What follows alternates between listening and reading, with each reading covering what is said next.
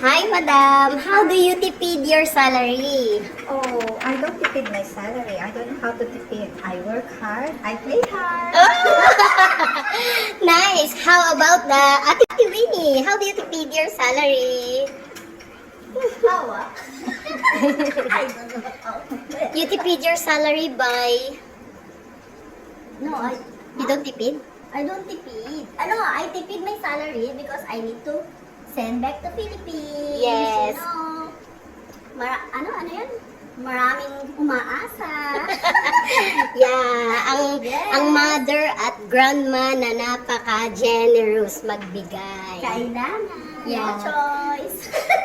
How about Ate Jean? Ate Jean, how do you tipid your salary? Tipid ko ang salary ko para sa mga anak ko. Okay. Para sa mga kong bayarin. Hi, Mom and Sir, your ginger tea. Yeah. Sa mga bayarin. We are here at Pamanja. That's how they tipid their salary.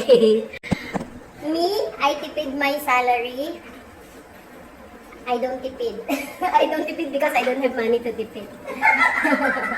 I tipid my salary by not buying anything but food. I buy food and I give half of my salary to my husband. Tingnan natin.